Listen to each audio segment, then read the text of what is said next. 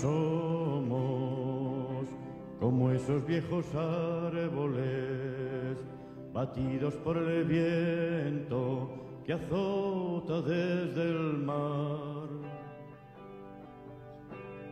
Hemos perdido compañeros, paisajes y esperanzas en nuestro caminar. Vamos hundiendo en las palabras las huellas de los de la... Buenas tardes a todos y a todas. Inauguramos una nueva emisión aquí en Radio Las Águilas, a la que queremos dar las gracias ante todo por permitirnos realizar estos programas. Somos Nieves, mi compi, y yo soy Maika. Pertenecemos a la Asociación Mesa Memoria Histórica del Distrito de la Latina y creo que ya vamos por la quinta temporada en la que estamos realizando estos programas. Que cubre contra el tiempo la sombra del hogar. Hemos perdido nuestra historia, canciones y caminos en duro batallar. Vamos a echar nuevas raíces por campos y veredas. Pues sí, somos la Mesa de la Memoria Histórica y hoy queremos hacer un programa muy especial, un programa que teníamos preparado ya desde hace un tiempo y que tenemos muchas ganas de hacerlo. Es un programa que viene de un día en el que yo estaba escuchando un podcast que hemos mencionado ya a veces aquí, que se llama Divulgadoras de Historia, y escuchaba un programa que se llama Para ellos la gloria, para nosotros el olvido. Y en él hablaban de la presa que más tiempo estuvo en las cárceles españolas. Y entonces yo pensé, yo sé quién es el preso que más tiempo estuvo en las cárceles españolas. Y seguro que si preguntamos, lo sabemos. Hablamos de Marcos Ana. Pero yo desconocía la historia de Manolita del Arco. Manolita del Arco pasó 19 años en las cárceles españolas. A través de la figura de Manolita del Arco llegué al libro Memorias del Frío, libro que escribe su hijo Miguel Martínez del Arco. Como mencionan, luego os hablaremos de toda esta bibliografía que tenemos por aquí extendida. Cuando empecé a leer el libro, y creo, Nieves, que a ti te pasó exactamente lo mismo, no podía parar de leerlo. Te sumerges en el universo carcelario, como dice aquí, el universo carcelario de la dictadura, junto a mujeres que pusieron su cuerpo para acabar con el fascismo. Y me quedé enganchada a toda esta historia, me quedé enganchada a Manolita del Arco, a su hijo, al libro, a ir leyendo todos los pasos que esta mujer dio en las cárceles. Entonces, por eso queríamos hacer este programa, que seguramente sea el primero de varios, donde nos vamos. El segundo título del programa es Memorias del Frío, las mujeres en las cárceles franquistas. Nos vamos a centrar como en un periodo que es de los años 40 a los 60, 65 más o menos. Por eso no podemos abarcar todo, ni vamos a abarcarlo. La intención es hacer un segundo programa, porque quedan muchas historias, mucho contenido por contar. Ya esta mañana nos han ofrecido la historia de otra mujer que nos podría hablar, pero es otro periodo de tiempo y entonces ahora este será nuestro primer, esperemos que os guste, esperemos que os guste, nuestro primer, las mujeres en las cárceles franquistas, y habrá más. Sí.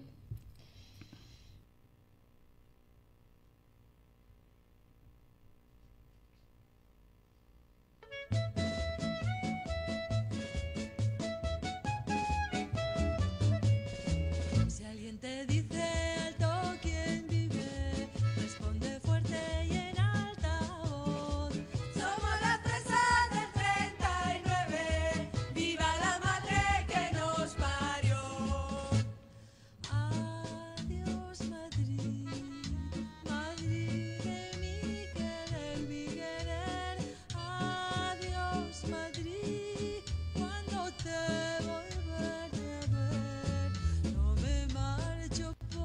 las chicas, que las chicas guapas son, me marcho porque me llevan trasladar a otra prisión. Si alguien te dice alto, ¿quién vive? Responde fuerte y en alta voz. Somos la prensa del 39, viva la madre que nos parió. Cosas del 39, ¿no, Maika? Y todo ese folclore y estas músicas, ¿no? Que ahora hablaremos cómo esas músicas se van creando en espacios de la cárcel y cómo en esta forma de un lenguaje más como cómico había un mensaje detrás muy importante. Veréis, el libro, como dice, el libro Memorias del Frío, dice, hace mucho tiempo una mujer pasó 19 años en la cárcel, en el franquismo, con otras muchas. Era mi madre, mantuvo una relación con un hombre que pasó 19 años en otra cárcel, con otros muchos. Era mi padre. Luego salieron y regresaron a otra cárcel, con otros. Esta es su historia. Vale, pues tuvimos la suerte también de contactar con Miguel, al que agradecemos mucho, porque cuando se iba a realizar este programa era un momento como muy complicado para él de trabajo y se ofreció a venir, luego no era posible y entonces nos ha dejado unos audios que vamos a aclarar que es el autor del libro y es el hijo de Manolita del Arco, Miguel Martínez del Arco. Entonces contamos con esos audios que generosamente él nos ofreció y a través de esos audios, pues la primera pregunta que le hicimos es ¿quién era Manolita del Arco?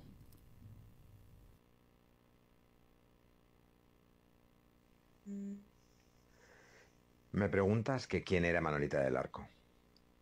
Bueno, Manolita del Arco era mi madre.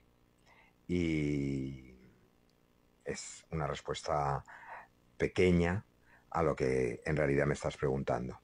Cuando yo tenía una deuda histórica adquirida con mi madre y con sus amigas y compañeras de militancia, mis tías, mi familia social, desde que era niño. Ese grupo de mujeres, mi madre es una de entre tantas cientos y miles de mujeres resistentes que fueron capaces de resistir el franquismo, de superarlo y de heredarnos después una manera de ver el mundo. Y entonces pensé que yo tenía recuerdos de sus recuerdos grabados en mí y que tenía la obligación o el compromiso de trascenderlo y de tratar de contarlo, porque efectivamente la historia de las mujeres resistentes es una historia menguada, desconocida o incluso ni siquiera escrita en muchas ocasiones. Y pensé en escribir unos artículos históricos y al final terminé haciendo Memoria del Frío, que es una novela sobre las mujeres antifranquistas que pelearon contra la dictadura. Mi madre, en este sentido, junto con todas las demás, en este sentido el libro trata de hacer de ella y de las compañeras que salen en el mismo, con nombres y apellidos, fueron esas mujeres que reivindicaron una posibilidad distinta de estar en el mundo. Yo creo que lo importante de ellas es que se situaron en una posición que las permitiese estar de pie, afrontar la realidad desde su propia óptica y tratar de mejorar la realidad que tenían enfrente. En ese sentido, yo creo que es muy importante entender que eran mujeres militantes en su caso era una mujer comunista, pero también mujeres con una gran raigambre republicana que les permitía entender el marco del Estado de Derecho y de las libertades, y también mujeres que tenían capacidades propias. Yo creo que las mujeres muchas veces han sido descritas en novelas, incluso en la propia historia, como acompañantes, como meras comparsas del trabajo que hacían los hombres militantes. Y las mujeres tuvieron sus propias capacidades y construyeron una manera de entender el mundo. Yo creo que es importante entender que si los albañiles tenían la posibilidad de generar un marco ideológico y una acción política, también la tenían las cocineras. Aquí todo el mundo tuvo la capacidad de construir un universo que afrontase el terrible universo de la represión de la dictadura fascista. Yo creo que es importante, sobre todo, destacar en estas mujeres que construyen espacios de relación política y socioafectiva, de las cuales nosotras ahora, sus descendientes, hemos podido recibir para mejorar un poco el entorno de nuestra vida. Qué bonito, qué voz más bonita, qué voz más bonito. Y qué bien contado, o sea, está... Y qué bien contado y qué tan sencillo contado. A mí me parece súper importante eso, ¿no? Hablamos de mujeres con conciencia, sí. Mujeres que no solamente eran meros acompañantes o compañeras, ¿no? Como muchas veces se las ha reconocido como la mujer de, ¿no? Y la vida de Manolita del Arco es apasionante, tiene un montón de episodios incluso a veces que son divertidos cuando los lees, pero imagino que cuando ya los pasa, sobre todo alguno que vamos a contar, podemos mencionar muchas cosas, pero bueno, sobre todo para mí también es como eso, el tema de una mujer que conservó la dignidad bajo la dictadura y que se enfrentó a ella. Manolita, sí, resumiendo muchas cosas, nació en Bilbao en 1920, es hija de Alicia, es una mujer de origen campesino, cocinera y prácticamente analfabeta, que a los 18 años se queda embarazada de un novio ferroviario. Cuando nace su hija tiene que dejarla en un hospicio y en un momento dado la rescata de ese lugar para dejarla con una familia campesina con la que vivió unos años hasta que la envían a Madrid. Cuando ella llega a Madrid, llega al barrio de Chamberí, vive con una tía que, bueno, que trabajan, su tío es el dueño de una carbonería. Y fijaros, es muy curioso porque ella tiene como la suerte en ese momento, ¿no? O la casualidades de la vida, que su tía había servido durante décadas en la casa de Ramón Pi, el hijo de Pi Margall, el presidente de la República. Su contacto con esta familia progresista y honesta le permitió salir de la suerte a la que estaba destinada y estudiar. ¿No? Junto a esto, pues al estudiar va a un colegio laico, estudia donde se desarrollan todos estos modelos educativos progresistas. La República, ¿no? Esta República que en ocasiones se ha llamado la República de las Mujeres, ¿no? Porque llega como un vendaval que permite, bueno, para ella y otras chicas poder acceder a la educación y sobre todo todas las posibilidades que antes no se habían pensado que podían realizar, ¿no? Becas, lecturas, círculos de estudios, etcétera. Volvemos a lo mismo, ya lo que planteábamos al principio y lo que Miguel Ángel dice, es una mujer con mucha conciencia, es una conciencia que tiene desde joven, una conciencia desde joven en que ella se une a grupos socialistas y comunistas, en la agrupación Salud y Cultura, con el Socorro Rojo Internacional. Llega el intento de golpe de Estado en julio del 36, y bueno, ella entra dentro de la Asociación de Mujeres Antifascistas. Durante los 3 años en que Madrid está cercado y resiste, ella participa activamente en el PC, en Radio Oeste, es decir, se dedica en cuerpo y alma en su labor en Mujeres Antifascistas, en las mujeres universitarias que visitan a las tropas que aguantan en el frente en la Sierra de Madrid, colaborando con tareas de organización, etcétera. Hay una primera detención el 5 de marzo del 36, que es su primer contacto con la cárcel de Ventas, de la que luego hablaremos. Tras un mes, el 27, bueno, ya sale tras un mes en el penal de Ventas.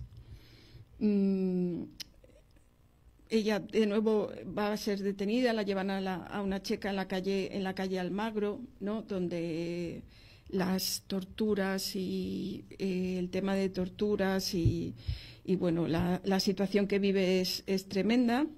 Y de aquí ella se marcha a Bilbao. Bueno, resumiendo mucho y saltándome muchas cosas, ¿vale? Se marcha a Bilbao, donde va a servir de enlace dentro del Partido Comunista. hay un episodio, ¿te acuerdas? El episodio que menciona en las Memorias del Frío, cuando va en el tren. Sí, bueno, es aparte que te iba, perdona que te interrumpa, No, pero no. es que la primera parte de esta, a ver, es una historia real, pero está novelada, y la primera parte, precisamente ¿no? De la Sí. situación que se da en el tren, parece la trama de una novela de policíaca, una novela negra. Además Sí. que mantiene esa tensión, ¿no? El relato que dices, bueno, claro, tú te piensas que vas a leer un relato que es un biográfico, ¿no? Que también está muy de moda ahora mismo todo el tema biográfico, ¿no? En pelis y demás. Y te encuentras con una trama que dices, ¿esto cómo es? O sea, con una especie de rollo de muchísima tensión, porque bueno, no os voy a contar todo porque no vamos a hacer el spoiler, porque hay que leer el libro, Sí. pero la ves a esta mujer en una situación de vulnerabilidad y además una tensión porque se encuentra con el enemigo en un mismo vagón, ¿no? Enfrente, sentado, y dices, madre mía, ¿cómo se va a resolver toda esta situación, ¿no? Y ahí sube, la tensión bastante, ¿no? Claro. Ahora te dejo ya, que sigas. No lo cuento. No, pero Me lo que dices. lo recomendamos Sí, y fervorosamente. forma parte también Sí. de las vicisitudes que ellas tenían que vivir.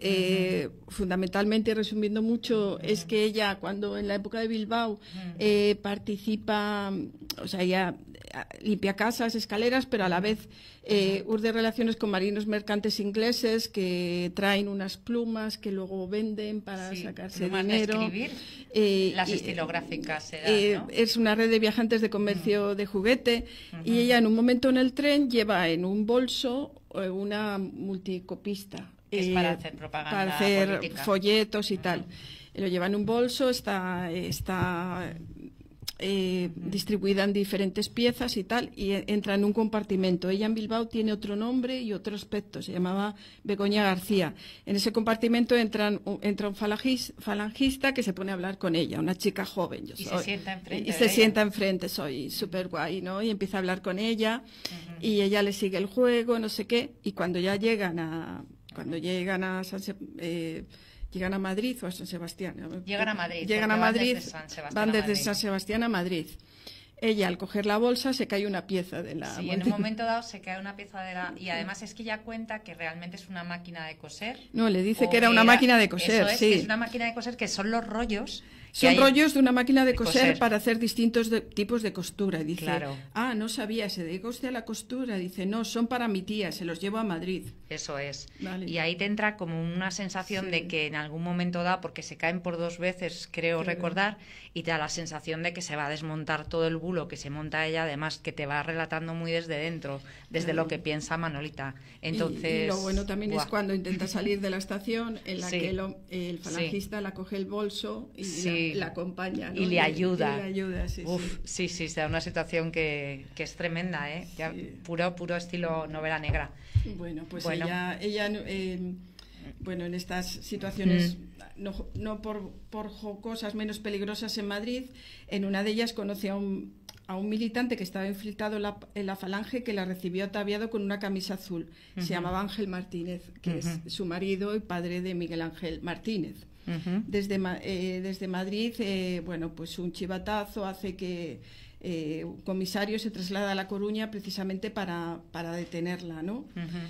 Llega a la Dirección General de Seguridad, pasa por la cárcel de Ventas, es juzgada y condenada a muerte. En el libro se relata el juicio, bueno, el supuesto... momento de tensión, tortura, que es bastante... Sí. Eso vamos a hablar ahora en el bloque 2, pero eso, pues el tema del juicio, de la falta de...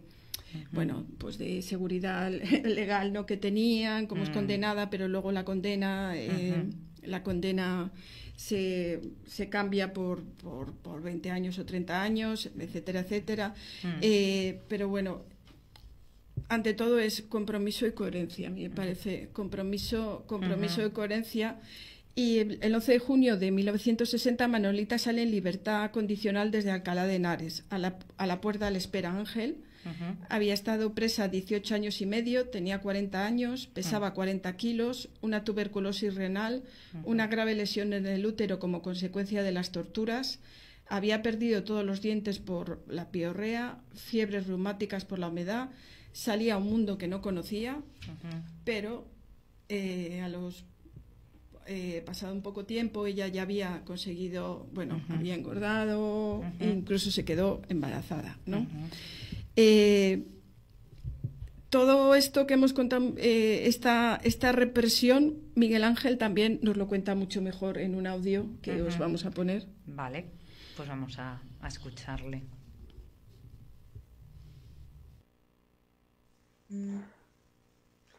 Estas mujeres militantes afrontaron en durísimas condiciones de represión la posibilidad de organizarse.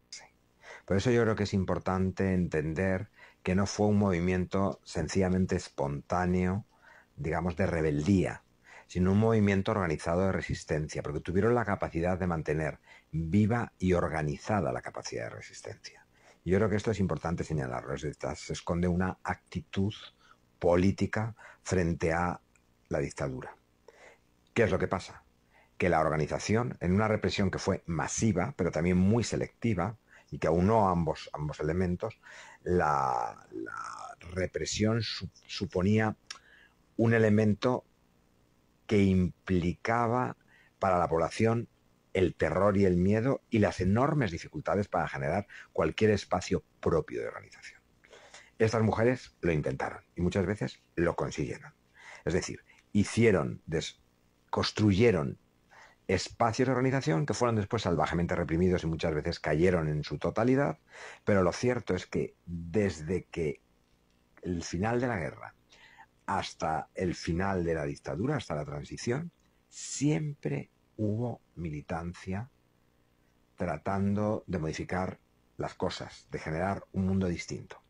Eso suponía que tenía que afrontar la represión, suponía tortura, suponía cárcel, suponía en muchos casos la pérdida de la vida y la clandestinidad. Y estas mujeres igualmente lo afrontaron. En el caso de mi madre, estuvo 19 años en la cárcel continuados, desde el año 1942 hasta 1960. Entró con 21 años y salió con 40. Y para muchas mujeres, el periplo fue un ciclo vital muy parecido, en el que se produce la clandestinidad, la detención. La detención lleva aparejada una tortura muchas veces salvajes, y a esto quiero detenerme luego un momentito, y después la cárcel. Respecto a la tortura, me quiero detener en el sentido de que para las mujeres, también para los hombres fue terrible la tortura, pero las mujeres ponían su cuerpo, y el cuerpo de la mujer era y sigue siendo un botín de guerra.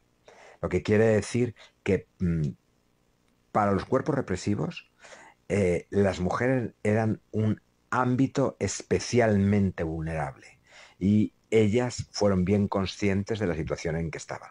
Por eso las torturas hacia ellas tuvieron ese elemento patriarcal terrible que no se dio en otras ocasiones. Después las cárceles fueron espacios en condiciones infrahumanas, en condiciones terribles, en condiciones de mucha dificultad, teniendo en cuenta que había en ese momento una enorme escasez de alimentos, que por tanto tomaban raciones del famoso rancho en condiciones terribles, y con, bueno, para mí un hecho memorable, que es el que me pasaron a mí, no solamente mi madre, sino también mi padre, que estuvo 26 años en prisión, del frío, o sea, unas condiciones incapacitantes por esa situación de frío permanente, con agua fría, sin posibilidad de lavar, o sea, bueno, tremendo. Para las mujeres eso se acrecentaba porque muchas mujeres tuvieron amenorrea, o sea, se retiró la menstruación, tenían muchas dificultades después en los momentos de la menstruación, no había ninguna condiciones higiénicas, etc. Vivían en celdas acumuladas, o sea, y tenían además la obligación de un trabajo semi-esclavizado, del que cobraban un peculio, es decir, dinero que les permitía solamente comprar en las propias tiendas, en los economatos carcelarios. Y después esas mujeres trabajaron permanentemente hacia la calle como sostén para sí mismas, pero como sostén para sus organizaciones y para sus familias, haciendo fundamentalmente lo que ellos llamaban pañitos, es decir, labores que hacían generalmente con 5 agujas parecidas al ganchillo y que vendían al exterior, también bordados y tejidos. Entonces yo creo que esto es muy importante porque lo hacían además del trabajo, digamos, oficial, que duraba todo el día en los propios talleres carcelarios. Yo creo que es importante en este elemento hablar sobre todo de la importancia que tuvo que estas mujeres construyeron un espacio de realización y de desarrollo personal en las cárceles en unas condiciones terribles, quiero decir, afrontando lo que suponía ello. Y eso es muy indicativo de cómo querían afrontar la vida en su conjunto. En muchos sitios se ha contado que el penal de Burgos, la cárcel de Burgos de hombres fue una gran universidad. Bueno, yo creo que en el mismo estilo las cárceles de mujeres fueron una gran universidad, y especialmente la cárcel de Segovia, que fue la prisión central de mujeres entre el 46 y el 56, donde estaban las presas que el régimen denominó particularmente peligrosas, y que fueron espacios de escuela, espacios de formación, espacios también de construcción política, y también espacios que permitían a esas mujeres establecer un diálogo constante, una dialéctica entre el fuera y el dentro, entre la calle y el espacio de militancia interno. Y también con sus propias organizaciones políticas, que por cierto, siempre las maltrataron en el sentido de que siempre las ningunearon frente a la realidad de los hombres. Yo creo que es muy importante entender que ese periplo de vida que supuso la cárcel constituye un universo que genera un marco de relaciones políticas y socioafectivas que construyen una manera que las han llamado muchas veces las ancestras del feminismo, y en realidad lo que construyen es un universo feminista que luego nos entregan a nosotras. Efectivamente, o sea, totalmente de acuerdo, ¿no?, con todo esto, el mundo. Tenemos como varios temas aquí ahora a abordar, ¿no? Sí. Del tema de la violencia contra el cuerpo de la mujer. Esto es. Mira, leo el texto. Sí, vale. Léele. No, otro texto sacado de del libro de Memorias del Frío. Miguel Ángel dice: hay una violencia contra los hombres, pero hay una violencia contra ese cuerpo de la mujer y contra lo que representaba. Sí. Y hay un fragmento donde Manolita está hablando con una compañera y le cuenta un poco las torturas que está viviendo. Y dice: mira, Manoli, yo soy muy debilucha, poquita cosa, soy una sastra que se ha quedado sin novio, pero cuando me pegan a mí me duele y me quejo, pero no he llorado. Y me ves ahora, te lo cuento y no puedo evitarlo, me pongo a llorar, lloro por todo. Es como que la vida se me escapa entre los dedos, me siento un animal, un trapo tirado. Sí. No puedo imaginar que alguien te muela palos y te humille y mientras tanto hable de cómo se divierte los domingos. No me lo puedo imaginar. Por eso lloraba como una tonta. Al principio lloraba por mí, porque es tan injusto, porque son unos bestias, y por mi madre, la pobre, que me mandó un botijo, y no puede imaginarse cómo estoy, cómo han desnudado a su hija, y la han hecho pasear como un mono de feria.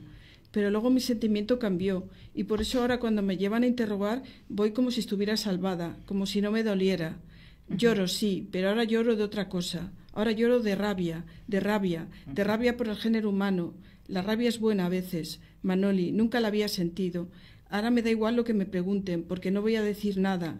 No por compromiso ni por otra cosa. No voy a decir nada porque no quiero, porque la rabia me mantiene en pie, porque soy una mujer aunque me torturen y me violen, porque soy una mujer y una persona entera, de carne y hueso, y ellos no me pueden ver ni intuir. Me echo de cera. Efectivamente. O sea, además es increíble cómo traslada, o sea, esa parte tan orgánica de las malas condiciones, de tal como se ve, ¿no?, en todo el relato.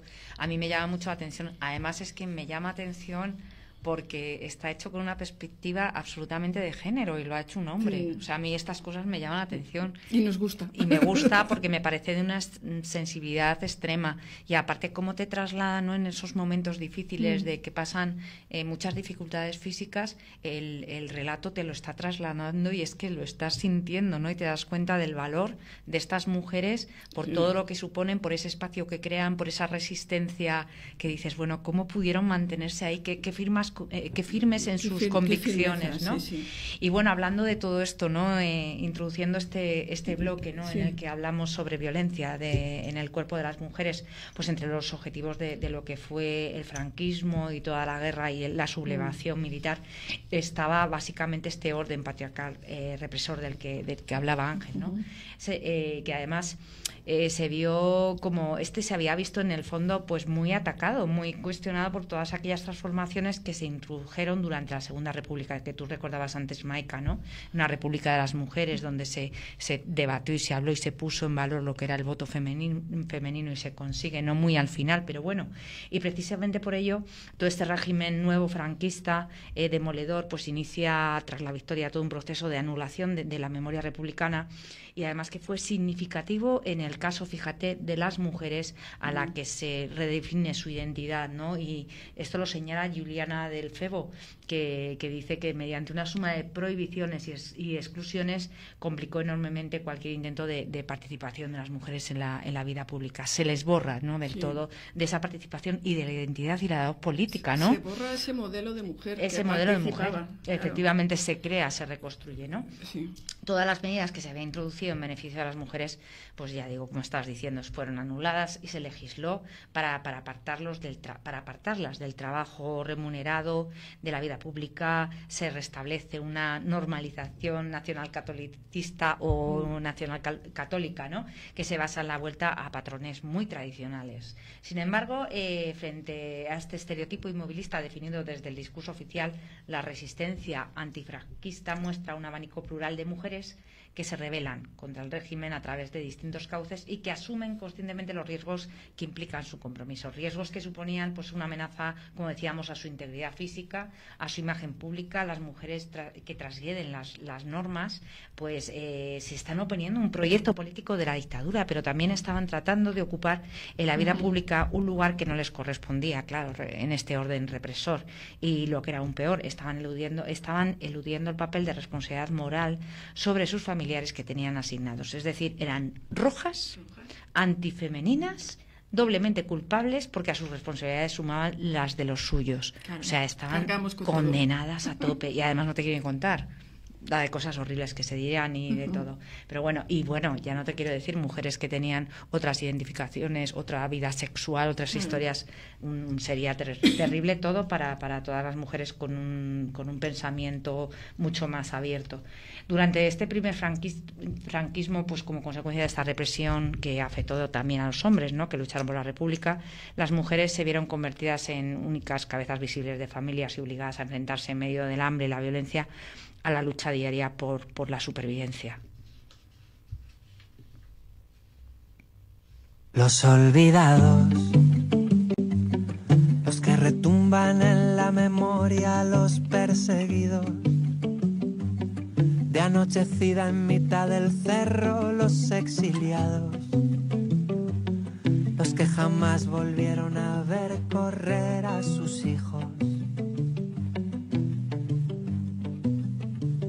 Las olvidadas, las que escondían pan en el mimbre, las perseguidas y señaladas en todo el pueblo, las exiliadas, las que jamás volvieron a ver correr a sus hijas.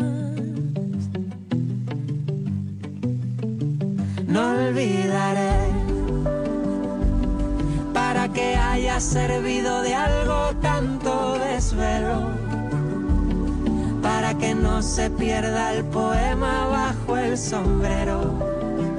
No olvidaré, para poder hablarle a mis hijos de los abuelos, para que un día al fin descansen justos los huesos. No olvidaré. Pues no olvidamos a estas mujeres. La verdad es que esa voz de Rosalén ahí saliendo, no me acordaba y de repente digo, uy, las olvidadas. Uy, qué cosa más bonita. Bueno, obviamente no todas las mujeres derrotadas adoptaron una misma actitud ante el nuevo régimen, y para muchas el miedo a la represión pues fue el poderoso freno que limitó su implicación en la resistencia, porque era un momento muy difícil. Pero sin embargo, un sector de mujeres, esa represión y la percepción de lo injusto de la misma fue precisamente los que las llevó visto, ¿no?, como una palanca a moverse a pesar de los evidentes riesgos que podían sufrir. Eran conscientes de que como madres y esposas tenían una obligación de ocuparse del bienestar de sus familias, del cuidado de sus hijos e hijas, y consideraban que era el propio régimen el que no les permitía cumplir con sus deberes. Se rebelaban contra él, siguiendo el pulso de lo que Tema Kaplan ha denominado conciencia femenina. Esta conciencia partía de la aceptación de la división sexual de trabajo y llevaba a las mujeres a reivindicar los derechos propios de su rol, por lo que cuando estos eran quebrantados se convertían en la conciencia política que las empujaba a ocupar el espacio público en defensa de sus reivindicaciones. Unas veces lo hacían de forma individual, otras se veían en redes de relaciones específicas construidas a partir de un encuentro en lugares de sociabilidad femenina como mercados, tiendas, calles, plazas, cárceles en este caso, ¿no?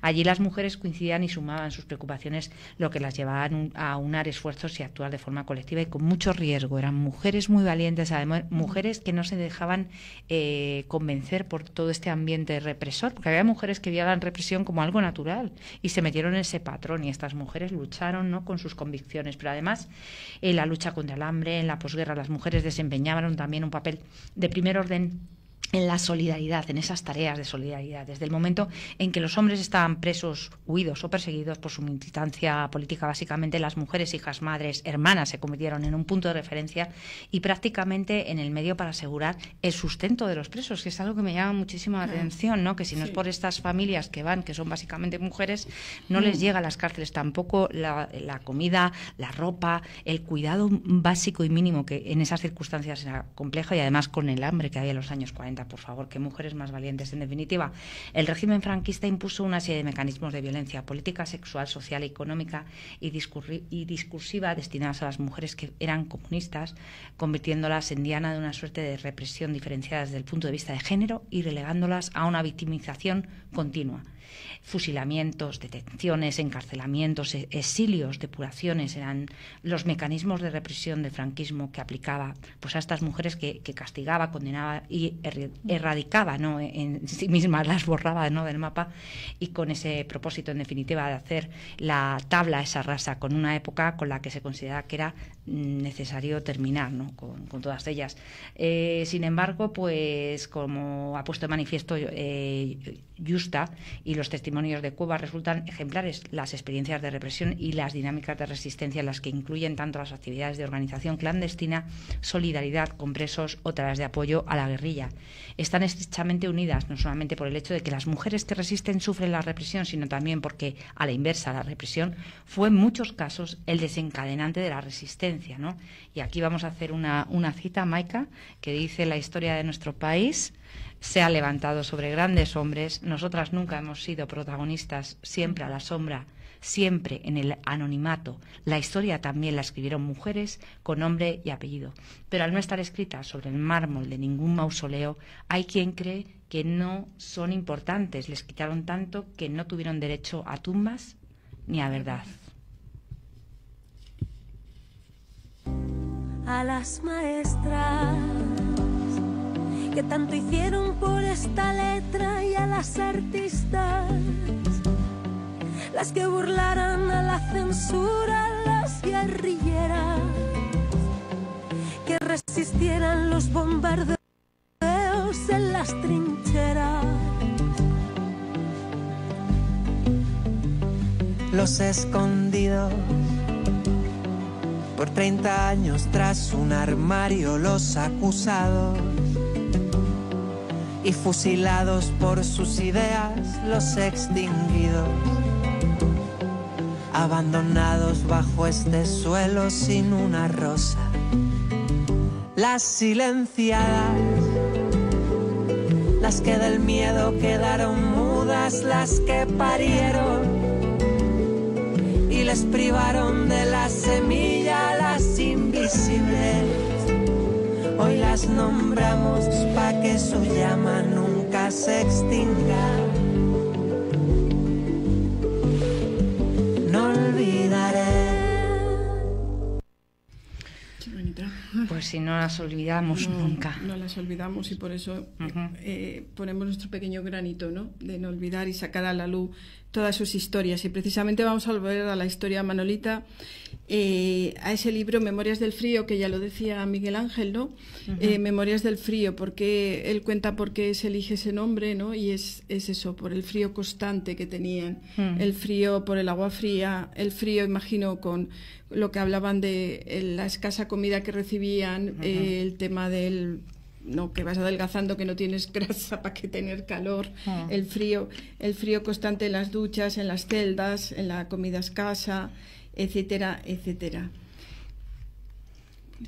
Vamos a poner escuchar una canción peculiar, ¿no? Sí, que nos va a dar pie a...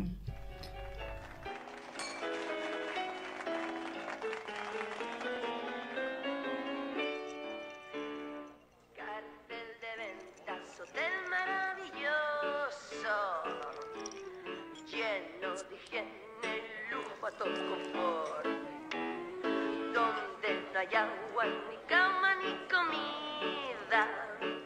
En el invierno se está mucho mejor.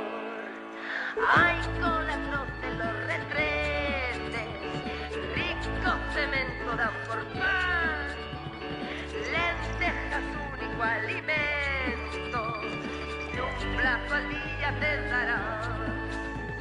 Lujoso baldosín, disfruto por colchón, y al levantarme tengo deshecho un riñón. Pueblos de España te gritan las presas, que tu justicia no se haga esperar, que la sarna empieza a hacer estragos, y es un mal general, general. La cárcel, genial, ¿eh? La cárcel de Ventas es hotel maravilloso. Fijaros, Sí. tengo en mis manos, luego nos enseñamos el libro El valor de la memoria de Mercedes Núñez Targa, otra mujer impresionante, que pasó por la cárcel de Ventas y terminó, bueno, hasta el campo de concentración de Ravensbrück. Y ella cuenta también cómo es su llegada a Ventas, ¿no? En el libro Miguel Ángel nos cuenta cómo Manolita muchas veces cuando llegaban a estas cárceles, a pesar de todas las circunstancias que tenía la cárcel, del frío, de la escasez, del hambre, suponía sobre todo el encuentro con amigas y conocidas, ¿no? Y Mercedes nos cuenta, ¿no? Ella entra en la cárcel en 1940, dice, una cantidad imponente de mujeres, pálidas con caras de hambre, algunas de ellas vestidas con trozos de manta y telas de colchón. Se encuentran hacinadas en los pasillos, en las escaleras, en los propios retetes, todo ello invadido por una multitud de colchones enrollados, maletas, botijos, talegos, platos de estaño. Fíjate, la cárcel de Ventas es concebida es dentro del proyecto de Victoria Kent. La cárcel de Ventas, de la que no queda nada, era uno de los pocos edificios racionalistas que había en Madrid. Entonces, si tú ves las fotos de lo que fue en un principio la cárcel de Ventas, pues estaba enfocada con salas para niños, los niños, las niñas, una persona por celda, pasillos enormes, luz por todos los lados. Y en el 40 y tal, lo que se habla, yo creo que leído, pero no sé si me estoy metiendo mucho la pata, que había como, o sea, si eso estaba concebido para 500, pues llegó a haber 3.000 o 4.000 mujeres, ¿vale? Entonces, la cárcel de Ventas, además, otra de las cosas que yo creo que también es como la separación o lo que diferencia, ¿no? Cómo viven estas mujeres es que muchas de ellas que tenían a sus hijos convivían con ellos. Sí. Eso no les pasa a los hombres. Ellas podían tener a los niños hasta que tenían 3 años. Pero ¿qué ocurría? Que si las condiciones eran malas para las mujeres, eran malas. Eran malas también para el tema de los niños, ¿no? Y ya, fíjate, este trozo es terrible, ¿no? Mercedes está hablando con una compañera, le dice... le está contando cómo el padre va a traer a comunicar a su hijo mayor, ¿no? Bueno, su padre, su abuelo en este caso, dice, tu marido en Francia, dice, y tu marido dice, está en Francia, dice, yo tenía una niña como un sol, era recién nacida cuando me detuvieron, se me murió aquí el año pasado, hubo una epidemia terrible, y sin agua, y sin higiene, ni cuidados ningunos, los niños se morían como moscas, 6 o 7 por día, y a veces más. Como no sabían qué hacer con ellos, hasta el momento del entierro amontonaban los cuerpecitos en un retrete. Las ratas acudían a devorarlos, y las madres, para impedirlo, hacíamos guardia. Yo me pasé la noche espantando a las ratas porque no quería que me la mordieran. Es tremendo. Es tremendo, es terrible. Es un relato tremendo. Es terrible. Pon si quieres.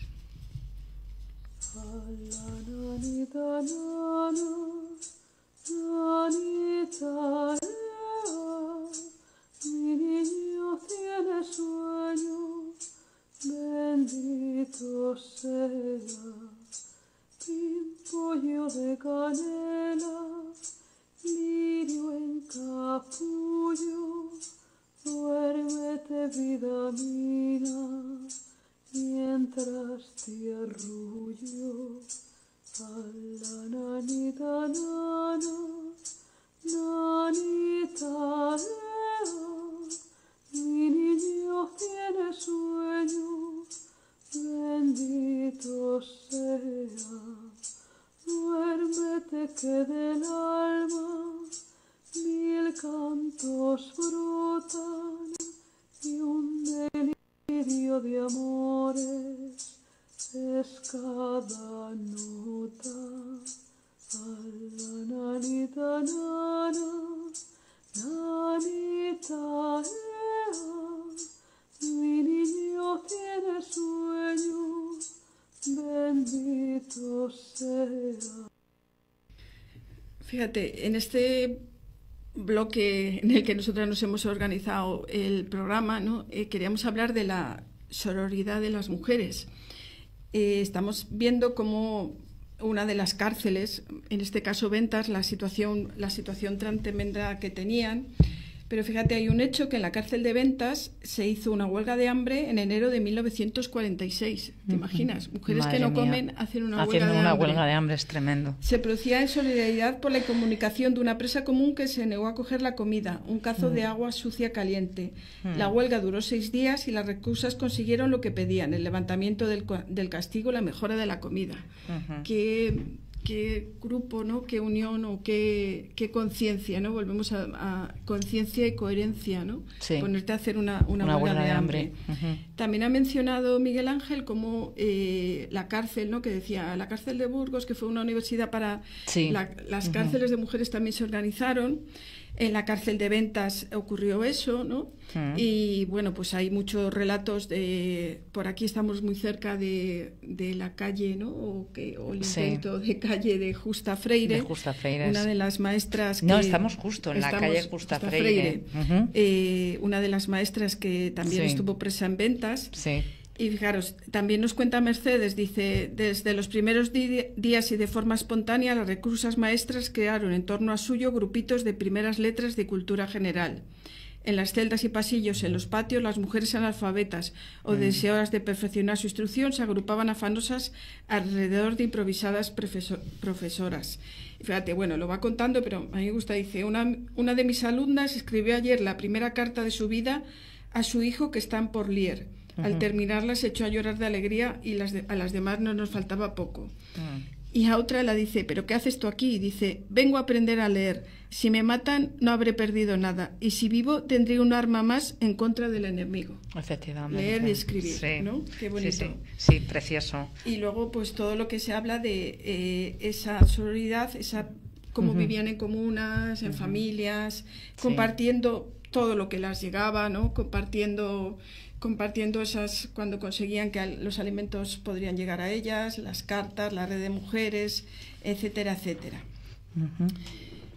Pero bueno, no queríamos dejar de, dentro de este bloque de la sororidad, no queríamos dejar de hablar de algo que bueno, yo también me quedé, cuando empecé a leer el libro, cuando empecé a conocer su historia, me quedé maravillada. Y vamos a hacer como hacían ellas. Miguel Ángel lo ha contado. Bueno, y hemos hablado de ello, de muchas de estas mujeres presas también se convertían en las cabezas de familia. El marido estaba muerto, se había exiliado a Francia, o estaba en el monte, o estaba preso. Entonces, ellas eran a la vez las responsables de la familia. ¿Y cómo lo hacían? Haciendo trabajos que cómo cosían y cómo hacían trabajos. Entonces, vamos a imaginar. ¿Y cómo lo hacían? ¿Y dónde lo hacían? Pues nos comentan en el libro que lo hacían a la luz de la única bombilla que se mantenía encendida en el cuarto de baño. Entonces nos vamos a ir con estas mujeres que se reúnen a tejer y vamos a escuchar a Miguel Ángel que nos va a hablar de ello, ¿no? De ello sí, que dice Miguel Ángel: en el váter siguen hilando, es inmenso telar que nunca acaba. Son excelsas en sus labores, paños crudos, jerseys blancos, calcetines de perlé, mañanitas para bebés, gorros, colchas, cuando hay un pedido. Paños, lo llaman paños como si fuera para la regla. Cada noche cosen y cosen en el alivio escaso de la bombilla. A veces consiguen que la luz no se apague a las 10 de las celdas y se quedan allí, tiradas en los petates, hablando, hilando, tejiendo. Mientras hilan, dan clase. Y la reciben por niveles. La prisión es una universidad en permanente movimiento por materias: economía, geografía, historia, inglés. Mientras hilan, sin mirar, atienden a las que explica. Hoy hablan de ecuaciones, escriben la X sobre un pizarrín que les han mandado, negro, con su tiza blanca, despejando incógnitas. Qué bonito. Es una visión preciosa de solidaridad y de sacar la esperanza de unas condiciones, ¿no?, absolutamente tremendas. Porque pero fijaros, yo lo desconocía, es muy desconocido, Miguel Ángel nos lo va a contar, y también como sigue siendo desconocido, en la cárcel de Ventas y Segovia hubo una veintena de presas organizadas en el Partido Comunista que crearon su propio lenguaje secreto para resistir a la represión, un código clandestino escrito en páginas de una libreta, a veces a rayas, a veces en cuadros, y que fueron escritos bajo la luz de una bombilla del retrete durante la noche. Le vamos a escuchar.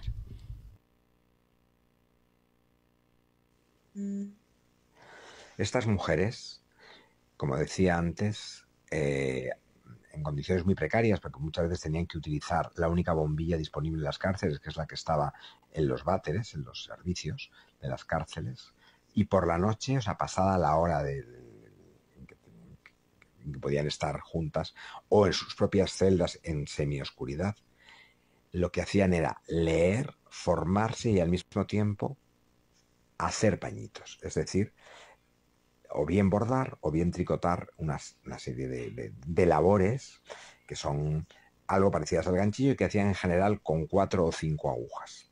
Lo hacían con 4 o 5 agujas porque era mucho más rápido que el ganchillo. Es una labor que ahora prácticamente se ha perdido. Para hacerlo se acompañaban de recetarios, digamos, de libros de instrucciones, lo que ellas llamaban libros de claves, donde las distintas labores, una mañanita, una nana que hacían para un bebé, etcétera, etcétera, estaban en un lenguaje para nosotros absolutamente ahora ilocal, imposible de entender. Iban explicando de unas a otras cómo se hacían. Son un conjunto de números y letras que van indicando la manera en que como una labor normal de tricotado, de punto, la manera en que se combinan esas agujas para formar el tejido. Bueno, pues bien, esos cuadernos de claves, de los que yo tengo algunos y hay otros en otras partes, además sirvieron para que dentro de las propias instrucciones, de las propias claves para la construcción de los tejidos, ellas introdujesen un lenguaje secreto que no ha pasado, cuya clave no ha pasado hacia nosotros, que es un enigma, donde ellas transmitían información que llegaba o de fuera o de las propias discusiones que tenían políticas internamente. Yo sé que algunas hablaron pues de la huelga de tranvías del 52 o de la caída del expediente gallego, que supuso pues un golpe brutal para la guerrilla gallega, muy fuerte, por ejemplo, algunos elementos. Pero a estas alturas desconocemos qué querían decir esos cuadernos. Ha sido muy importante para tratar de acercarnos a ella la labor inigualable de Esther López Barceló. Esther López Barceló escribió un libro precioso que se llama El arte de invocar la memoria, y en el que cuenta todo lo que sabíamos hasta ese momento de los cuadernos de claves. A su vez, en este momento, un profesor solidario de la Universidad Autónoma de Barcelona está tratando también de estudiar, aunque es muy complicado, qué decían esas claves. Y ni siquiera hemos llegado todavía a saber qué decían las claves en términos formales, es decir, qué decían en términos de cómo se teje. Mucho más complicado, o qué se contaban entre ellas, o qué contaban entre cárcel y cárcel, donde se transmitían esas claves de determinadas situaciones generales. Bueno, yo creo que también es muy importante. Yo siempre he pensado que si este lenguaje lo hubiesen hecho los hombres en las cárceles, probablemente hubiesen tenido un estudio mucho mayor. Sin embargo, ha sido bastante esquinado por la historiografía, porque no se ha visto suficientemente importante, o se ha visto como algo anecdótico. Quizá lo es, pero también representa una manera en que esas mujeres contienen el mundo. Entonces, bueno, me parece extraordinario como una expresión de esa construcción humana, de esa construcción de las mujeres, esa construcción feminista, que representa una manera de afrontar la realidad para tratar de entregarnos una nueva. Y que además les indica algo también importante, que es que construyen como un gran lienzo, como un gran entramado. El tejido tiene una simbología particular, indicativo de que se nos devuelve ese entramado, ese entredos en el que después nosotras, las descendientes, podamos iniciar y construir nuestra propia aventura. Maravilla, ¿eh? Sí, la Qué verdad, maravilla. comentario. Fíjate, tengo Sí. aquí en mis manos porque Sí. vas, como dices, te ves atrapada en esta telaraña de este libro, ¿no? Y entonces, por supuesto, me compré el arte de invocar la memoria. Pero te das cuenta que es todo desde el tejer, ¿no? El Se tejer. teje en esos ambientes, Sí. se tejen esos paños, se tejen estos relatos que se entremezclan o se conectan unos con otros, y nos sale esta otra propuesta Sí, tan sí. estupenda, ¿no? Sí, dices, la importancia Sí. del tejido como soporte para representación y registro de la memoria colectiva, ¿no? Ujú. En el libro, el que ha mencionado, El arte de invocar la memoria, habla... Yo una vez leí el libro de El abanico de seda de Elisa, ¿sí? ¿Lo has leído? No. Pues ahí habla de ese lenguaje secreto que también del abanico. al abanico de seda que se escribían en el abanico, Guau, ¿sabes? eso está interesante, ¿eh? Sí, la verdad que yo luego me enganché mucho a esa autora, ¿no? Sí. Y dice, bueno, se señala que las mujeres tradicionalmente, debido al sistema patriarcal, han ido heredando la interminable tarea de ser cuidadoras de los vivos y de los muertos, ¿no? Ujú. Y fíjate, señalan como diferentes momentos y señalan cómo se ha utilizado el tejido, ¿no? Ujú. Entonces, habla de los quipus, que, Ujú. bueno, antes de la colonización española, que no es poco, que lo realizaban también el tejido. En África, con la escarificación de las telas, ¿no? Ujú. La escritura en los paños codifican biografías familiares, consejos para preservar un hogar feliz y Ujú. conjuros para convocar una protección mística en el seno de una familia. Sí. Las esclavas negras, como en el tejido, en su pelo, Ujú. en África el cabello, una función cultural de las sociedades. Bueno, las esclavas trezaban los mapas de fuga en su cabello. Fíjate. qué Incluso cosas. servían para guardar trozos de oro escarbados en las miras durante la colonia. Los peinados con nombres como la malla, el lineal, el caracol, la puerca parida, los pétalos expresaban rutas de escape. Ujú. En China, el idioma clandestino, que estaba en el lenguaje del abanico, en las selvas húmedas de Hunan, y que se trazaban mensajes camuflados como dibujos abstractos Ujú. estampados en jarrones, abanicos y pinturas. Sí, O sea, que es que tiene un lenguaje que esto ahí, viene de- una comunicación, y lo que decía, hemos dicho en algún Sí. momento, lo de cómo se comunican con lo de fuera. O sea, las noticias, la información que entra y sale, ¿no? de las Claro. cárceles influye, porque luego hay como una red, ¿no? de clandestinidad y de militancia, y ellas están ahí presentes, que es Están lo presentes. increíble. O sea, y como dice, ¿no? sí, de sí, las sí. conversaciones o los Sí. debates que Sí. Ujú. los debates que ellos tenían, los debates que tenían, ¿no? Sí. Tomasa Cuevas, de la que hablaremos luego, también habla de esto, ¿no? En su libro pionero del que hablaremos, habla de que se hacían canastillas, mañanitas de lana, pero que juntos estaban estos estos cuadernos, ¿no? Y ella dice una vez que la detuvieron que había un cuaderno de hacer labores y que la policía dijo, ¿y esto qué es? Dice, nada, esto es para hacer labores. Claro. Y se llevaron el cuaderno, se llevaron el cuaderno porque no lo creyeron, pero cuando, ¿sabes? Pues Sí. yo sabía que nunca iban a poder descifrarlo, Claro. ¿no?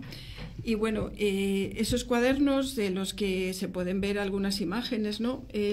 Miguel Ángel cuando cuenta, ¿no? Como si esto lo hubiera escrito los hombres, hubiera Sí. estudiado más, ¿no? Sí, seguramente. Es como, a mí lo que me parece impresionante es cómo utilizar algo que es como es de mujer, ¿no? La calceta, tal, como medio para comunicarse. Para comunicarse, para Sí. seguir resistiendo, ¿no?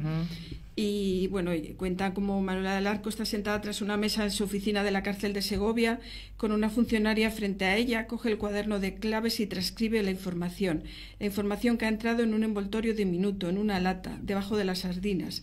Lo lee una y otra vez y la transcribe en el cuaderno de labores para que todo el mundo se entere. Han fusilado a Seoane y a Galloso en La Coruña. O sea, cómo se va transmitiendo esa información. Se ven imágenes del cuaderno. Me está recordando, pero bueno, no era presa, era las 3 bodas de Manolita de... Sí. Ay, te lo diré, de Almudena Grandes, como en el peinado de Manolita, cuando va a las visitas, ¿no? En la cárcel lleva los papelines de las instrucciones de una multicopista de estas, ¿no?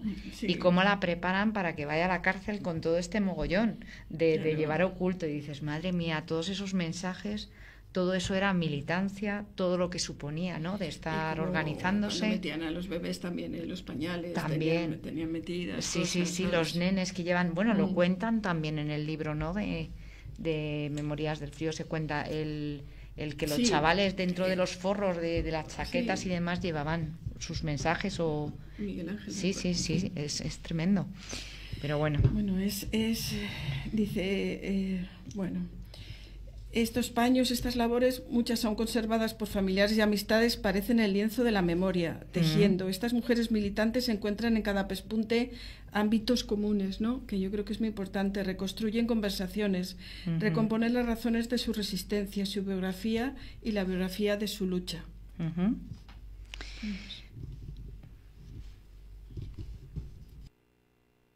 Adiós, madre mía, y échame la bendición. Perdón por esta agonía que causa tu corazón, dobla rodilla por mí. Rézale esto a Dios por mí, que tenga misericordia con la vida que cogí. En el barrio donde vivo me vinieron a buscar. Mamá, habla con el juez que me dé la libertad. En el patio de la cárcel hay un charco y no ha llovido. Son las lágrimas de un preso que ha entrado y no ha salido. Como en la puerta de mi casa en mitad de la madrugada, entre los gritos de mi madre, los miro por la ventana, sé que no muere la luz del sol en una temporada. La vida pasa despacio, se me adelgaza la cara, marcada instrucciones claras mientras ponen las esposas. Aprieta aunque no lo sienta porque duelen otras cosas, como ver que se te acaba ver el cielo, las rosas, como ver que una mirada en un momento queda.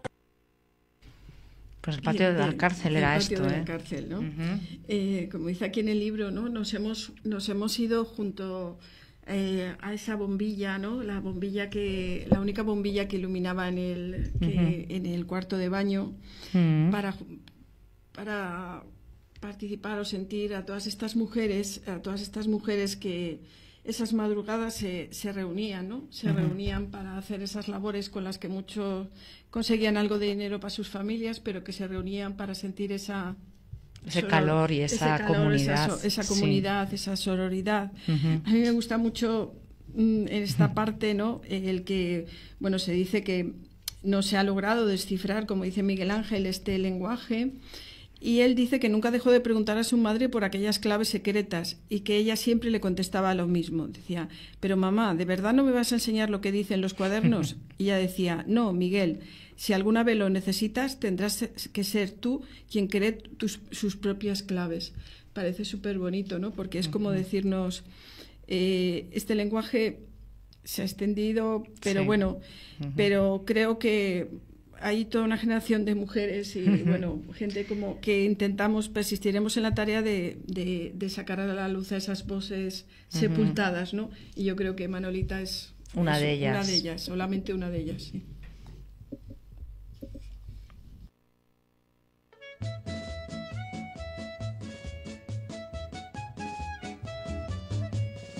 Si alguien te dice alto, ¿quién vive? Responde fuerte y en alta voz. Somos las 3 del 39. ¡Viva la madre que nos parió! Adiós, Madrid, Madrid de mi querer. Adiós, Madrid, cuando te volveré a ver. No me marcho por las chicas, que las chicas guapas son. Me marcho porque me llevan trasladada a otra prisión. Si alguien te dice alto, ¿quién vive? Responde fuerte y en alta voz. Somos las 3 del 39. ¡Viva la madre que nos parió! Presas del 39, viva las madres que las parió. Eran unas mujeres resistentes y bueno, fuertes y bueno, una historia tremenda y hay muchas, ¿verdad, Maite? Muchas. Es que uy, perdona, Maite, estoy obsesionada, me llama Maite. No, es que he estado trabajando mucho con una persona que se llama así. Entonces me voy a cambiar el chip. Entonces, la cuestión es que sí que hay muchas que nos gustaría, ¿verdad?, hablar de todas y nos vienen a memoria muchísimas de ellas, ¿no? Pero hemos tenido que hacer un poquito de selección y como tenemos con mucho contenido para muchos otros programas, no vamos a olvidarnos de ninguna de ellas, ¿eh? Pero vamos a destacar, empezamos hablando por Juana Doña y bueno, pues esta mujer vivió de 1918 a 2003. Juana Doña nació en esta fecha, en 1918, en una familia de clase trabajadora de Lavapiés, en Madrid, un barrio obrero. En 1933, muy adolescente, se afilia a las Juventudes Comunistas. Poco después llega a la Secretaría Femenina del Sur de Madrid y fue nombrada responsable de la agrupación de mujeres antifascistas creadas en 1934. En las Juventudes Comunistas conoció a quien se convirtió en su compañero, marido, Eugenio Mesón, posteriormente secretario de Madrid de las Juventudes Socialistas Unificadas, tras la fusión de 1936 de las Juventudes Comunistas y Socialistas. En el 33 fue detenida por primera vez durante la huelga general convocada en septiembre. Sufre una nueva detención con ocasión de los sucesos revolucionarios del año siguiente y una tercera en agosto de 1935, a raíz de la cual pues va encerrada, la encierran en la cárcel de Ventas. Pasó en Madrid toda la guerra, colaborando en la retaguardia con la Juventud Socialista Unificada. Al final de la guerra, su compañero Eugenio Mesón fue detenido y encarcelado por la Junta de Casado, sin que llegase a ser liberado con la capitulación. Juana aún tuvo tiempo de visitarlo en la prisión de Porlier, haciéndose pasar por la hermana de Eugenio, pero en diciembre de 1939 fue detenida, sometida a tortura y encarcelada en Ventas. Este segundo encarcelamiento se prolongó hasta mayo de 1941.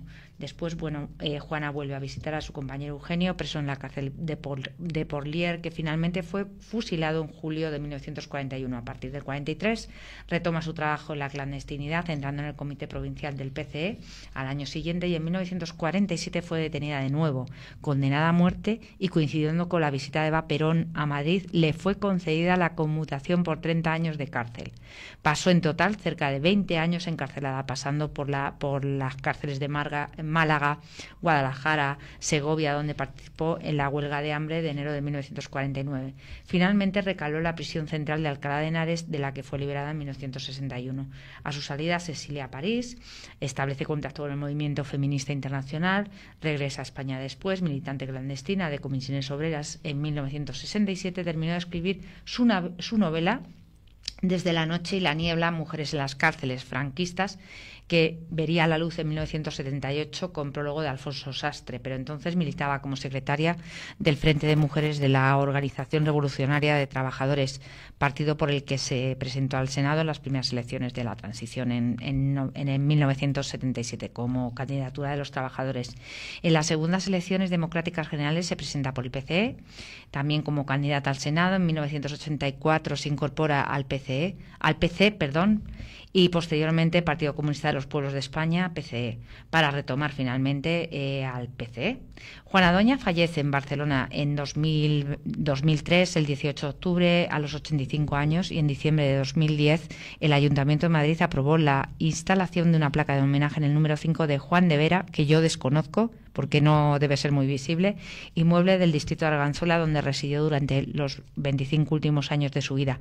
5 años después, la Junta de Distrito aprobó asimismo el cambio de nombre de la calle, que bien, Batalla de Belchite, por el de Juana Doña. Me parece estupendo. Y bueno, es una vida intensa con muchísimas cuestiones, la de Juana, y muy admirable también.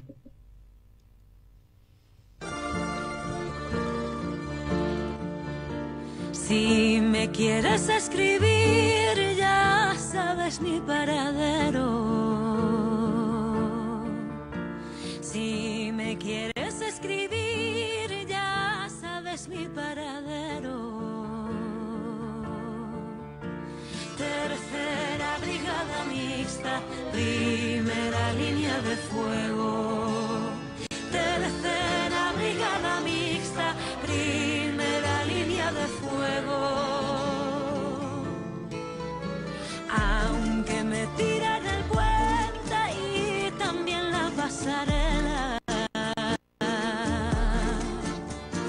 Aunque me tiren el puente y también la pasarela. Me verás pasar el Ebro en un barquito de vela. Me verás pasar el Ebro en un barquito de vela. Cómo nos gusta Rosalén, ¿verdad, Maika? Es una cosa... Nos gusta mucho. Nos gusta mucho. Vale, como volvemos a decir, ojalá pudiéramos hablar de todas y cada una de las mujeres, que aunque hemos dicho que este programa se refiere más como a un periodo entre los años 40 y 60, no podemos nombrarlas a todas. Vamos a hacer relación de algunas. En la cárcel de Ventas pasó una temporada y su labor es reconocida por muchas de ellas y se menciona en varios libros, en Memorias del Frío, en este de Mercedes. Hablan de Matilde Landa y su oficina de penadas. Y el de Tomasa Cuevas también lo dice. Es una dirigente comunista, una mujer, la cuentan, una mujer de verdad, inteligente y valiente, figura, y dice, hay que ver cuánto le deben las penadas. Ella se encarga de aconsejarlas y de andarles todos los papeles. Y es más, antes hubo un tiempo en que cualquier falangista venía sin papel del juez ni cáscara, se llevaba a una mujer y la fusilaba por su cuenta. Eso, gracias a ella, se ha terminado.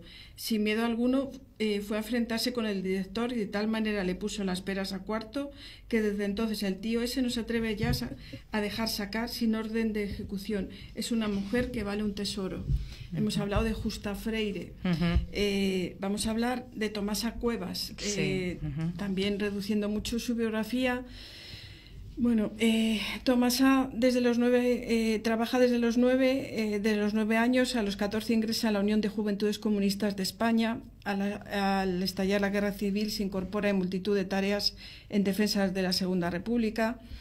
Es encarcelada en mayo del 39, fue condenada a 30 años de prisión, de los que cumplió 5 en varias cárceles de mujeres: Guadalajara, Durango, Santander, Amorebieta y Segovia. Al salir es desterrada a Barcelona, allí se incorpora al PC catalán. En el 45 es detenida de nuevo, torturada en la vía Layetana. En el 46 se casa con su compañero, el dirigente comunista Miguel Núñez González. Consigue salir a Francia, de Francia pasa a Praga. Pero a mí me parece, Tomasa, yo he leído, creo que es verdad, que Tomasa Cuevas era una mujer con mucha conciencia política, pero no tenía muchos estudios, y ella se coge un magnetófono y empieza a recorrer España. Y empieza a recorrer España para coger los testimonios de mujeres que sufrieron prisión y cárcel durante la dictadura franquista. Se me ponen los pelos de punta. Esto me recuerda, ¿no? Como Neus Català, ¿no? Cuando salen de Ravenswood, que dicen... escríbeme el nombre, no puede, la Sí. historia no puede olvidarnos, ¿no? Y esta mujer, Tomasa Cuevas, Sí. con un manetófono recorriendo España, Ujú. que luego había gente que se la tenía que transcribir lo que estaba recogido, Sí. escribe 4 libros. 4 libros. Cárcel de Mujeres, Sí. Cárcel de Mujeres, Venta, Segovia, Lecor y Mujeres de la Resistencia. Bueno, escribe 3 libros. 3 libros como una forma de mantener la memoria de aquellas mujeres y de aquellos años, ¿no? Gracias a ella están recogidos, pues, en su libro tenemos diferentes... Un parto en la cárcel, Julia la Católica, Pascuala de Viriguela, Paquita Molina, la cárcel de Guadalajara, Blase María Rojo, historias que se hubieran perdido si Tomasa Cuevas no hubiera realizado esta labor tan bonita, ¿no? Tan bonita y tan increíble. Tan increíble. Sí. Conocemos la historia de las 13 Rosas, ¿no? Que también Claro. estuvieron En la cárcel y en la ellas cárcel. y cómo mueren. También estaba pensando que también cuentan esta situación de tensión de estar en la cárcel y que saquen a las mujeres para que las fusilen, ¿no? Sí. Y cómo es ese clima psicológico tan fuerte también, bueno, del parejo, iba a decir, de la pareja de ella, ¿no? De Manolita del Arco, ¿no? También hay una situación así. De tensión Sí. terrorífica, porque eso es terrorífico, ya las condiciones que hay, ¿no? Y que las mujeres estén pendientes de que las nombren y al alba las sacan, las llevan a una capilla y las fusilan, Sí, ¿no? las fusilan. Todas esas situaciones de tensión y demás, y ellas merecen, estas, las 2 últimas de las que hemos hablado son supervivientes, ¿no? Bueno, 2, 2 de las 3 que hemos hablado son supervivientes, que yo me he alegrado enormemente de que pasaran, ¿no? Que murieran mucho después y que vivieran largos años, porque eran mujeres con una experiencia de vida tremenda. Claro. Y que era como el testimonio de todas aquellas mujeres que pasaron por esas situaciones tan dramáticas. Tan terroríficas. Que les dedicamos una canción, Marta. ¿O qué te parece? Cuenta algo más, venga, que te veo ahí. No, que vamos a utilizar un texto de Sí. Tomasa Cuevas que sería Vale, un poco vale. como de conclusión, Sí. conclusión de todo, no conclusión porque no hay ninguna conclusión más que sacar Sí. a la luz la memoria de todas Sí. estas mujeres. Sí. Y Tomasa Cuevas en un texto dice: y por último quiero decir que estoy contenta de que se haga algo de las mujeres, pues nos tenían un poco olvidadas, y la lucha es tanto de hombres como de mujeres, y tenemos la prueba de las caídas. No había detención en la que no hubiese mujeres, y en mi opinión, sin la colaboración de las mujeres en la lucha, los hombres no hubieran podido hacer muchas cosas. En cambio, cuando ha salido algún libro, las mujeres no aparecemos para nada, y hemos sufrido tanto las mujeres como los hombres la represión en comisarías, en las cárceles o en la calle. Las mujeres que parece que no han luchado, que no han sufrido una represión y que sus maridos no han cejado en la lucha 40 años, han sido mujeres que han aportado su trabajo, han sabido comprender a su compañero, también han pasado privaciones y sufrido, y hay que saber valorar. Y hoy, legales como en la clandestinidad, tenemos que seguir luchando porque aún no ha terminado, aún tenemos que ganar la democracia para nuestro pueblo. Dice Bueno, Tomasa Cuevas. es tremendamente bonito lo que dice. Yo no sé si poner directamente el diálogo o ponerle una nana a Tomasa Cuevas. Escoge. Una nana, venga, vamos a por ello. Pues le vamos a dedicar a todas estas mujeres inolvidables y que las vamos a sacar a la luz siempre. sí. Una nana bonita. A ver.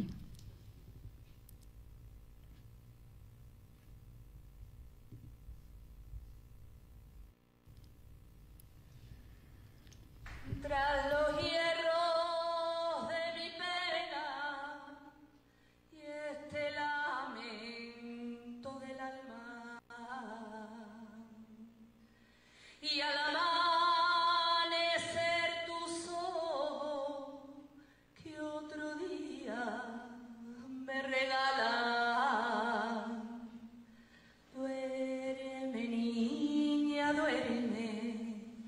La luna te mira, tu madre te quiere.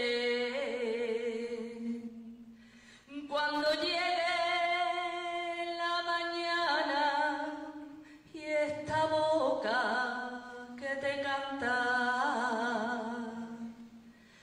se abrirá en una sonrisa y florecerá en tu cara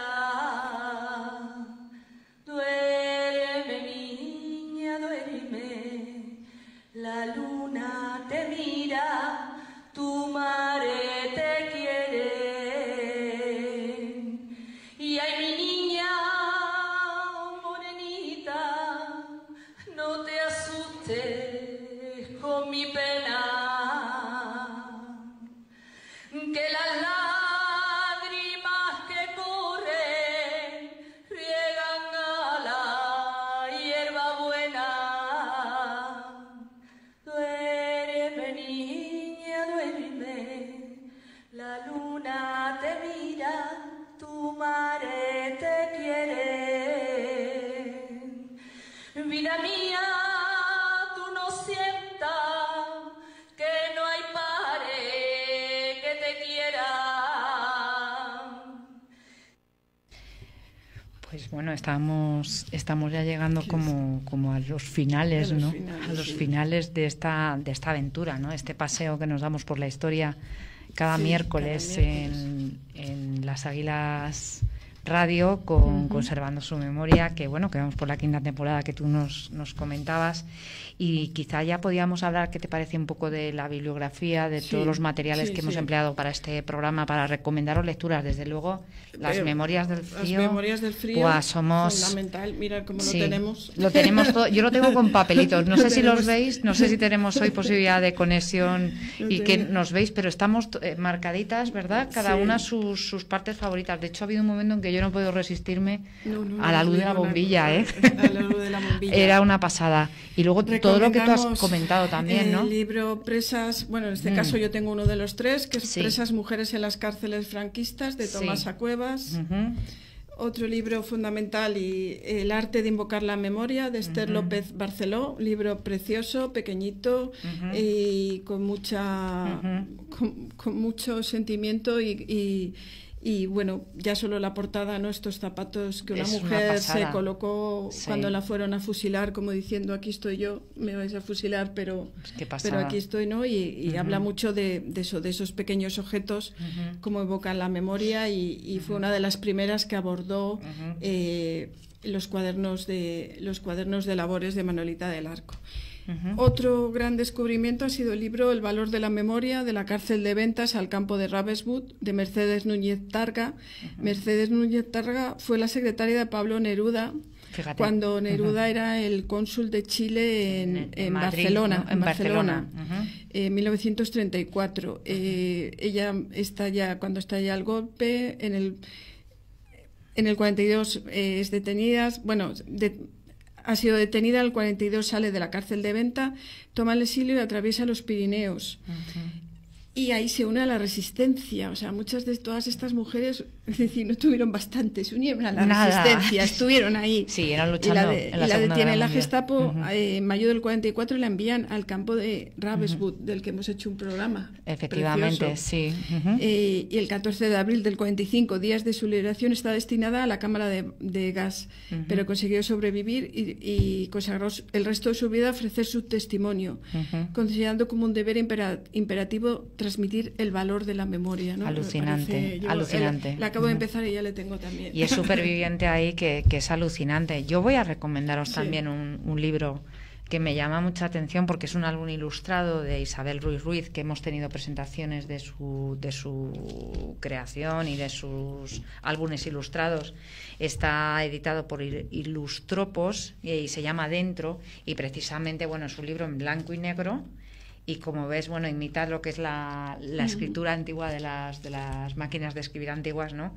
Pero es un libro que no está escrito, o sea, realmente está hecho la historia construida como fotograma a fotograma, o sea, es impresionante las ilustraciones, lo que transmite. Isabel es directora de fotografía, yo creo que tiene mucho que ver cómo ella va construyendo, ¿ves?, las cárceles, el hacinamiento, cómo va construyendo el relato de las mujeres dentro de las cárceles, ¿no? También, bueno, sí, acompaña algo de relato escrito, pero básicamente son estas escenas cotidianas que te trasladan pues a esa sensación cuando lees Memorias del Frío sobre las vivencias dentro de la cárcel. Es de verdad que es un libro, son libros ambos que te hacen ver tantísimas cosas, ¿no?, de lo que pasan a estas mujeres. Y a mí lo que me parece increíble es cómo van sobreviviendo y cómo Es un libro precioso, lo recomiendo, y además tiene varios libros sobre las mujeres en la guerra civil, y después de la guerra civil tiene dentro, tiene fuera, habla del exilio también en una colección y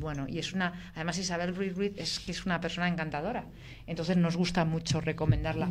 Bueno, pues y tenemos también, hay varias, la web de la cárcel de ventas.org, un proyecto muy bonito que estuvo cerrado, que han vuelto. Sí. Y nada, esperamos, ¿no? Sí. Sobre todo haber podido rendir un pequeño homenaje a Manolita del Arco y todas las Manolitas del Arco que existieron en las cárceles franquistas. Efectivamente. Es muy difícil haber podido resumir una historia tan completa, tan larga en el programa. Sí. Agradecemos mucho a Miguel Ángel que escuchará este programa, sus audios que una vez que los escuchamos dijimos, tienen que ser la estructura del programa, la ¿verdad? base, sí. La estructura del programa. Sí. Queremos recordaros próximos programas. Próximamente hemos tenido así como ajustes y desajustes de noviembre, ¿no? Y teníamos programadas cosas que se han hecho ya realmente, pero vamos a seguir hablando, y sobre todo quería recordar que tenemos en el Teatro del Barrio el próximo 18 de noviembre tenemos un acto de los 50 años, ¿no? Bien atados, sí. Efectivamente, y que invitamos a que podáis participar. Es muy fácil porque en toda la programación del Teatro del Barrio, la web, podéis entrar, ver, y ya no hay entradas, se han agotado. Por favor, qué suerte tenemos. Pues esperamos grabarlo y poderlo distribuir en nuestros canales y nuestras redes, y lo podáis ver de otra manera. Y próximamente vamos a hacer un programa sobre el 20 de noviembre, de 1975. Se me han colado ahí los 5. Sí. Entonces, sí, también vamos a hacer un programa específico. Es que he estado revisando, porque el de los campos de concentración lo acaban de hacer el miércoles pasado las compañeras, que estaba programado porque se ha reprogramado para después de pero bueno, hemos tenido ahí un baile de fechas, y lo importante... Quiero decir también que el sábado 22 hacemos el segundo paseo. También. Que ya hicimos un primero que se llama Los Caminos del Terror. Entonces recorreremos... partiremos de la cárcel de Porlier, Torrijos, pasaremos por Ventas, de la que hemos hablado, y terminaremos en las tapias del cementerio del Este. Es un paseo que tenéis la información en nuestra web, o por las redes sociales, y que quiera apuntarse. Es un paseo de un par de horitas, y vamos a recordar de la asociación Mesa de Memoria Histórica del Distrito de la Latina. De Latina. Entonces es un poco para que nos busquéis, nos cacharreéis, y que ahí veáis estas actividades y que participéis, porque cuanto más generemos esa conciencia social de recuperación de la memoria histórica, más vamos a contribuir a que las historias de estas mujeres salgan a la luz. Y a nosotras que nos gusta hacer historia con visión de género, ¿no? Y ponernos esas gafas moradas. Queremos súper necesaria. ¿Verdad? Totalmente. Bueno, que nada, que estoy encantada de hablar contigo hoy, de haber compartido. Le damos las gracias a nuestro compañero técnico de sonido de Radio Las Águilas, a Las Águilas Radio, también le agradecemos, como decías, y os invitamos al próximo miércoles a que volváis aquí a Conservando su Memoria en esta 5ª temporada, y que sigáis disfrutando, y nosotras también. Pues muchas buenas tardes, gracias. La igualdad. Somos como la humilde adoba que cubre contra el tiempo la sombra del hogar. Hemos perdido nuestra historia, canciones y caminos en